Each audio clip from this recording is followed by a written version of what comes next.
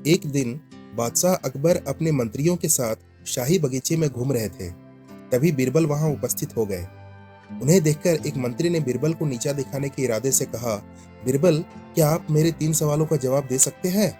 बीरबल ने कहा, हाँ बिल्कुल, मैं कोशिश तो कर ही सकता हूँ।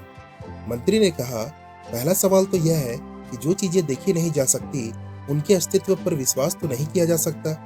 फिर जब ईश्वर दिखता नहीं तो उसके होने का विश्वास क्यों किया जाए? बीरबल ने कहा, मंत्री जी, आपके बाकी 2 सवाल क्या है?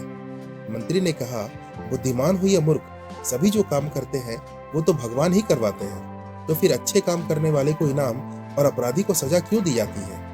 उन्होंने आगे कहा कि लोगों के पेट में भूख की आग तो हमेशा ही जलती रहती है, तो फिर पापी पूरा नर्क में अग्नि में कैसे जलते हैं?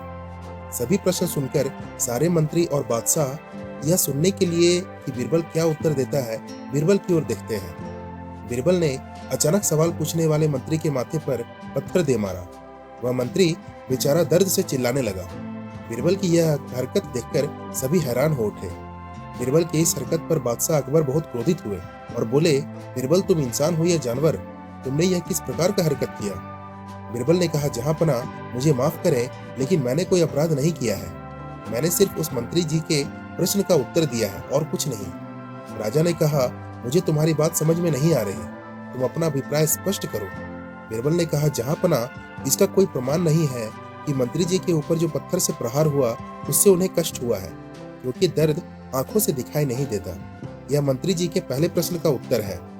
यदि ईश्वर ही सब कार्य करता है तो मुझ पर मंत्री जी के ऊपर पत्थर मारने का कोई आरोप नहीं लग सकता। यह उनके दूसरे प्रश्न का उत्तर है। इंसान का शरीर मिट्टी का ही बना है, लेकिन मिट्टी से ही उसे चोट भी लगती है।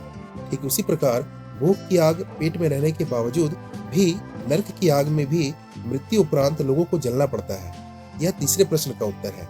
मैंने एक ही पत्थर का प्रयोग कर मंत्री जी के 3 सवाल का जवाब दे दिया।